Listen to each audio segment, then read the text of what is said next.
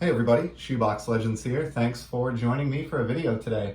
As the title of this episode indicates, we're going to shed a little light on one of my favorite current hockey players, and certainly the case for most fans of the game because he's just an electrifying talent who is heads and tails above his competitors most of the time, and that is Connor McDavid. So it's probably no secret at this point, if you've tuned into the channel with any sort of regularity over these first 100 or more episodes, that I am a big fan of the young Oilers center. It's hard not to be. I mean, he's basically been a first-team All-Star every year of his career that there's been an All-Star game since he broke in. And even though he missed almost half the season in his rookie season with an injury, and then has missed obviously some time, as all guys have over the last couple of years due to COVID and the pandemic, you know, he has still racked up just amazing statistics. He's on the verge of 200 career goals already. On the verge of 400 career assists already, and you know, he's still just 24 years old. He's been a 4-time, as I said, first-team All-Star, and the only reason that isn't a 6-time first-team All-Star is there just haven't been All-Star games the last 2 years. He's already won 3 Hart trophies for most points in the league in a season, including the season that just wrapped up.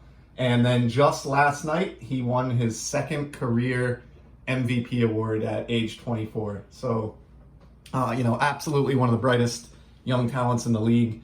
His card market has gotten pretty hot since I began the channel, and things have really taken off over the last few weeks. And as an example of that, this second-year foil card that I showed a few weeks back in an episode, I knew at the time when I got it, it was one of the last ones I could find out there, and I knew I was getting a bargain at just over $20.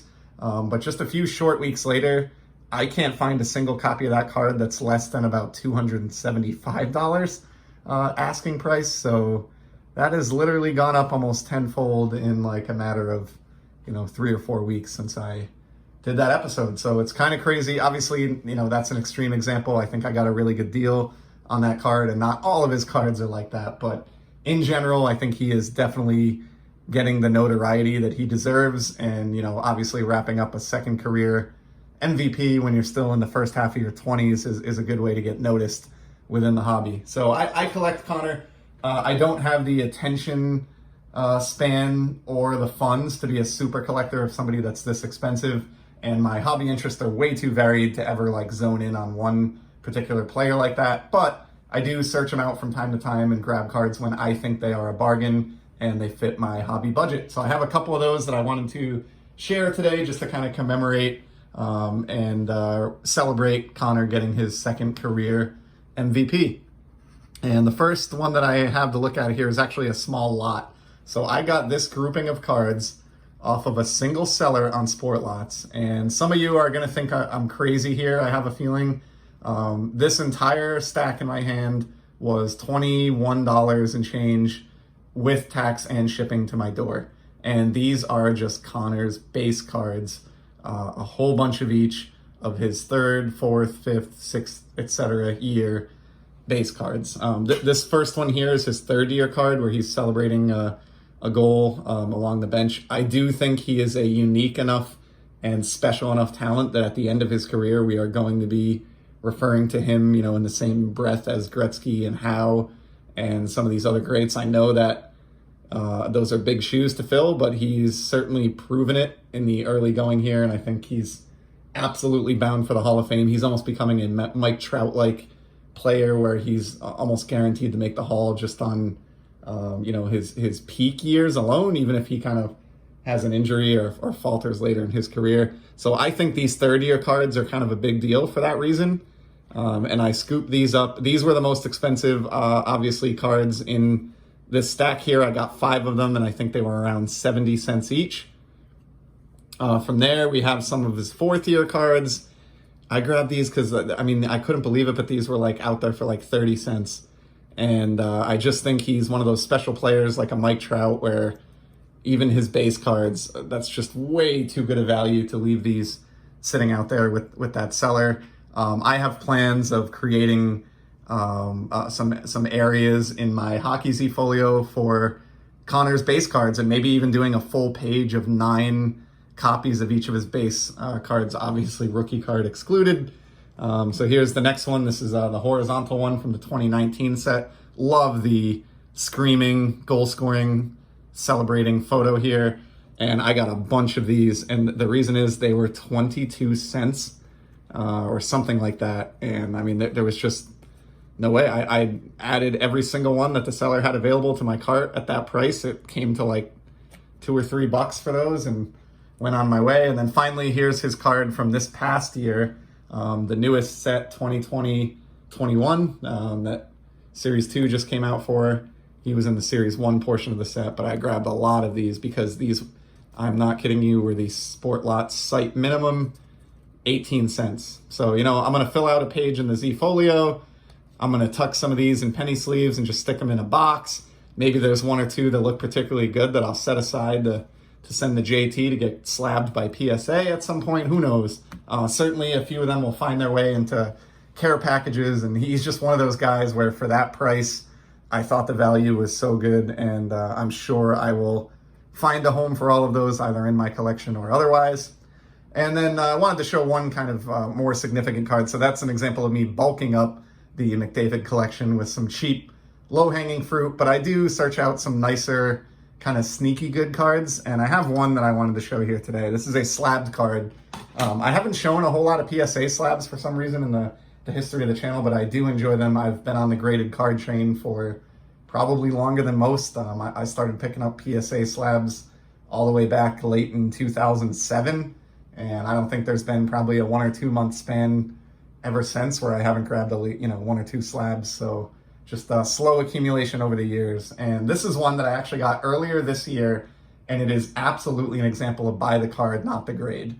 So this is a second year insert of Connor from the 2016 Upper Deck Ice set, and it is a Sub-Zero insert. Super cool card. You don't see these all that often. I think they're maybe like one per box or something. Don't hold me to that within Upper Deck Ice. But they're not impossible, but they're not exactly common either. And to get a second year card of McDavid from this insert set is pretty great, slabbed up here. It's acetate. The lighting in here is causing some glare, but you can see my hand behind the card. And if you've tuned in again to the channel with any regularity over these first 100 or so episodes, you know that maybe one of the only things I like better than a Connor McDavid card is a nice acetate or see-through card. And so this one had all the right attributes to me. It's rarely seen. I've been on the lookout for a copy for quite some time, and getting into PSA slab was just the icing on the cake. Even though he is probably the greatest hockey player in the league right now, and he should be collected at an insane level, I got this card for a bargain for two reasons. There's a little bit of a notch here that you can see in the PSA slab. It suffered a little ding or some damage during shipping along the top. It does not affect the flip. It didn't crack into the flip or anything like that. It's really minor. I don't really care. I'm buying this more just because this was the copy that I could find that was cheap. I don't care that much about having this graded. I got this card for $30 even. Basically what it would cost almost, I mean, maybe it might even cost more than that when they open back up to submit a value submission, and scored this amazingly rare second year insert of the best player in hockey, which is just nuts. And the reason is, for some reason that I haven't been able to determine, someone at PSA deemed this card to be a near mint 7. I've looked this over front and back, top and bottom. It's an acetate card, so you don't typically, with that thicker plastic type cardstock, you don't usually have an issue with edges or corners, and that doesn't seem to be the case here. I think the centering is good. It's kind of hard to tell on a card that's see-through, but it seems okay to me. And even the surface, which it's hard to tell, but in addition to being acetate, these feature like this very faint sort of foil element that you can see here. It's most noticeable in the background where there's no photo of McDavid, but it is sort of this rainbow foil element. That looks good. The surface looks clean. So, I mean, for the life of me, I don't know why someone at PSA assigned this a 7. I also don't really care.